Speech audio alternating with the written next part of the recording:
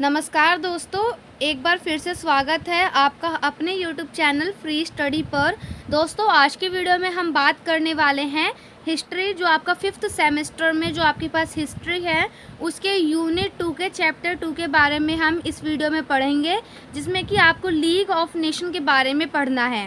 ये जो आपका चैप्टर 2 है, इस वीडियो में आपका ये प्रॉपर तरीके से कवर हो जाएगा, चैप्टर नंबर 2। और अगर आपने हमारा चैप्टर 1 नहीं देखा है तो चैप्टर 1 आप ज़रूर देखना, क्योंकि पेपर के पॉइंट ऑफ व्यू से आपका चैप्टर 1 बहुत इम्पॉर्टेंट है। अगर कोई लॉन्ग क्वेश्चन आता है तो वो इसी में से आता है, चैप्टर 1 से, और चैप्टर 2 में से आपका एक शॉर्ट क्वेश्चन बनता है। ठीक है, तो चैप्टर जो 1 है आपका, वो आप लोग उसको ज़रूर देखना अगर आपको अपना एक लॉन्ग क्वेश्चन पेपर जो क्वेश्चन आंसर है वो प्रिपेयर करना है तो। और साथ ही एक बात और, अगर आपने अभी तक हमारे चैनल को सब्सक्राइब नहीं किया है तो चैनल को सब्सक्राइब ज़रूर करें। साथ ही आपको पता है कि टेलीग्राम पे हमारा चैनल है, चैनल का जो लिंक है वो वीडियो के डिस्क्रिप्शन में आप सभी को प्रोवाइड करवा दिया है।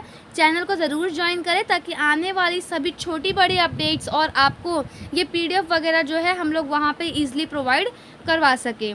तो चैप्टर 2 जो आपका होगा उसका कोई पार्ट नहीं है, चैप्टर 2 आपका इस वीडियो में कवर हो जाएगा। उसके बाद हम अपना यूनिट 3 जो है वो स्टार्ट करेंगे। तो अभी हम बेसिकली इसमें देख लेते हैं कि हमें क्या क्या टॉपिक जो है वो पढ़ना है।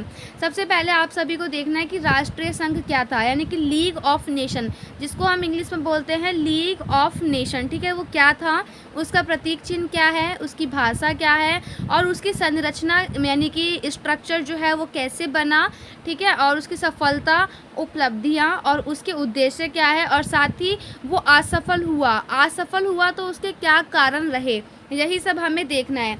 देखिए, मैंने अभी तक प्रीवियस ईयर क्वेश्चन पेपर उठा के देखा, आपके 5 क्वेश्चन पेपर देखे, तो उसमें मेरे को इम्पॉर्टेंट इसमें से यही लगा जो कि आपके पेपर में डायरेक्टली आपसे एज अ शॉर्ट नोट, जैसे जो लास्ट वाला क्वेश्चन आप सभी को याद होगा, जिसमें आपके पास 4 ऑप्शन होते हैं, 1 2 3 4 करके, और कोई 2 करने होते हैं आपको शॉर्ट नोट, यानी उसके बारे में आपको शॉर्ट तरीके में बताना होता है। तो उसमें आपका ये क्वेश्चन ज़रूर ही आता है कि आपको लीग ऑफ नेशन यानी कि राष्ट्रीय संघ के बारे में डायरेक्टली लिख दे, जैसे कि यहाँ पे लिखा हुआ है शॉर्ट नोट, और पहले में लिख दे लीग ऑफ नेशन, यानी कि आपको इसके बारे में बताना है।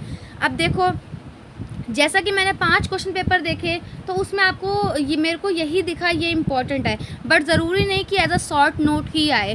हो सकता है कि वो आपको इस बार लॉन्ग में पूछ ले ये क्वेश्चन। ठीक है, क्योंकि हमेशा आप खुद देखना, जब मैं आपको करवाऊंगी तब आप खुद भी देखेंगे कि हमेशा आपसे एज अ शॉर्ट नोट इसको पूछता है, क्योंकि जो हम एक्सपेक्टेशन करते हैं कि हमसे यही पूछेगा, अक्सर उसका उल्टा ही होता है, ये आपको भी पता है, राइट ना। तो अभी आपको क्या करना है कि इसको ऐसे प्रिपेयर कर लो लॉन्ग तरीके से, ताकि अगर शॉर्ट में भी आए तो आप इजीली इसको कर सको। ठीक है, तो अभी हम यहाँ पे देखेंगे कि जो लीग ऑफ नेशन था यानी कि राष्ट्रीय संघ था, उसकी स्थापना कब हुई। तो लीग ऑफ नेशन यानी कि राष्ट्रीय संघ की स्थापना 10 जनवरी 1920 में हुई थी, और इसका मुख्यालय जो है स्विट्जरलैंड में था। तो यहाँ पे है नहीं, था लगा लेना। ठीक है, क्योंकि अभी ये असफल नहीं है, लीग ऑफ नेशन आज के टाइम पर प्रेजेंट नहीं है, उसको मॉडिफाई करके वो UNO में बदल चुका है।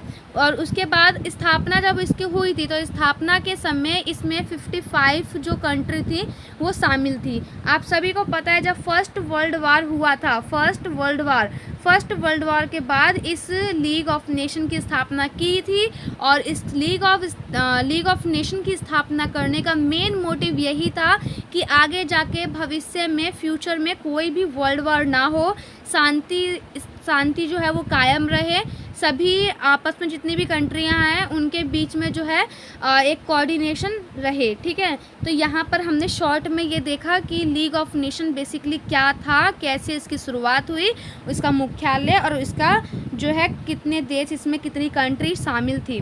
अभी हम देखेंगे प्रतीक चिन्ह। देखिए, जब स्टार्टिंग में ये आया ना, तब ना तो कोई इसका झंडा था और ना ही कोई इसका लोगो था, लेकिन 1920 में जो आया था ना प्रस्ताव, वो तो असफल हुआ, लेकिन दोबारा 1939 में दोबारा प्रस्ताव आया, और सभी कंट्री उस प्रस्ताव को लेकर एग्री होने के बाद कुछ इस टाइप का वहाँ पर झंडा आया, जिसमें ऊपर तो लीग ऑफ नेशंस लिखा हुआ था, और नीचे शायद, अभी मुझे कंफर्म याद नहीं है, शायद नीचे जो है वो फ्रेंच लैंग्वेज में लिखा है, ये फ्रेंच लैंग्वेज में सोसाइटी, फ्रेंच में नहीं सर इंग्लिश ही है, बाकी आप लोग चेक कर लेना इंग्लिश है या फ्रेंच है। तो नीचे लिखा है सोसाइटी देश नेशंस, ठीक है। और इस तिरंगे में क्या था, एक स्टार टाइप का था, स्टार के अंदर एक और स्टार था, और वो नीले कलर से जो है नीले कलर के उसमें था, और स्टार का जो रंग है वो वाइट कलर का था। तो इस टाइप से आप लोग देख लेना, ठीक है। और आप चाहें तो अपने एग्ज़ाम में बना भी देंगे ना, इतना कठिन नहीं है इस फ्लैग को बनाना या इस चिन्ह को बनाना, तो बना देना ताकि टीचर के ऊपर जो है इफ़ेक्ट अच्छा आए, ठीक है।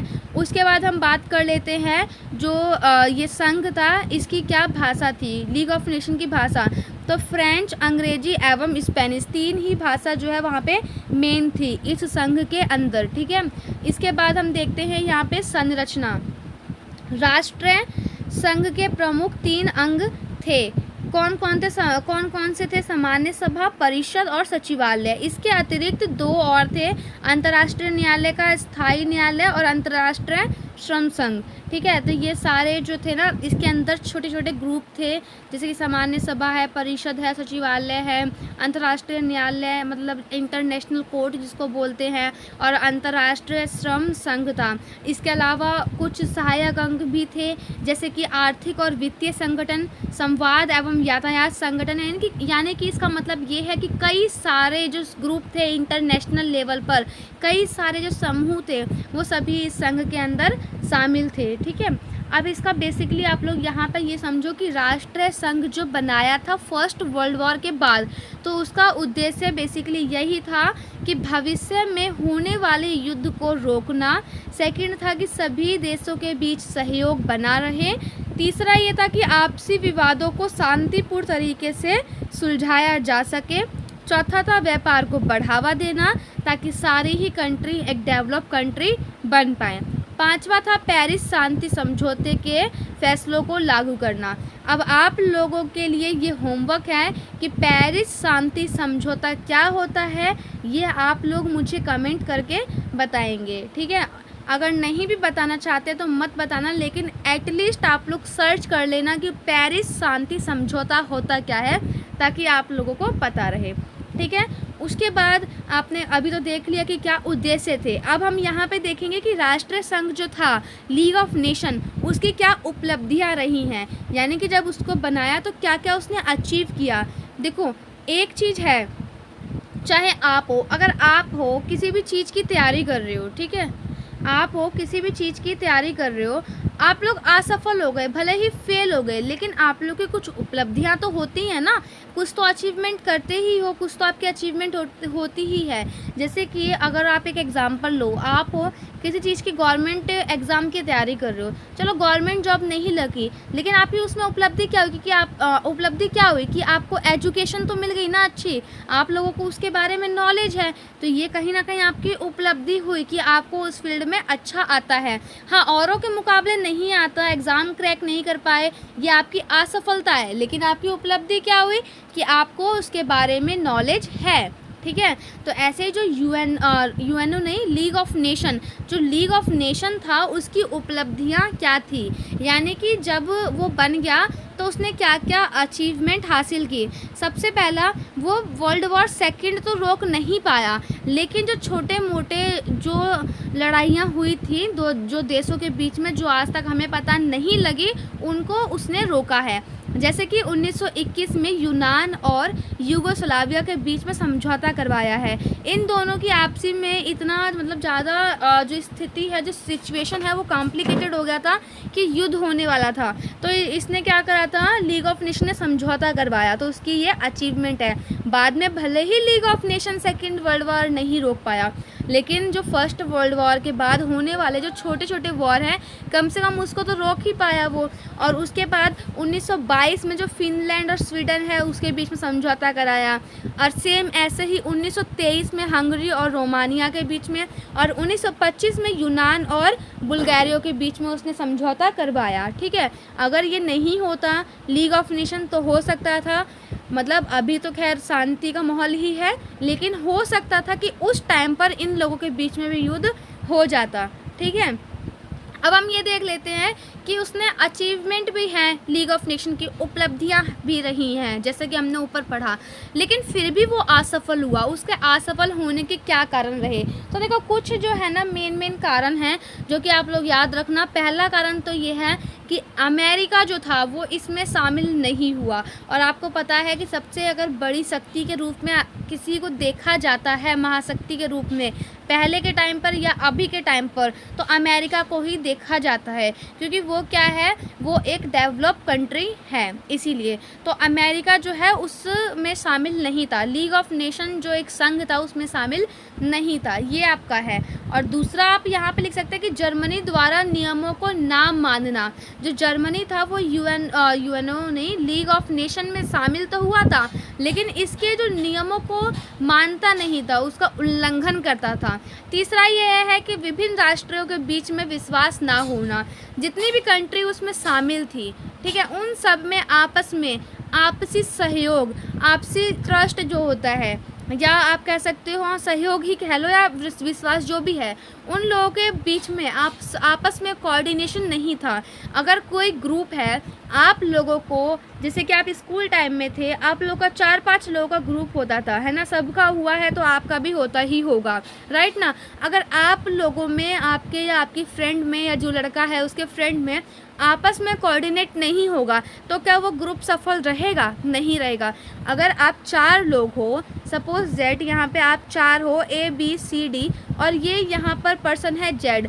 अब आप लोग ग्रुप हो, बी आके जेड के पास आके ए की बुराई कर रहा है, तो क्या ये ग्रुप सफल रहेगा?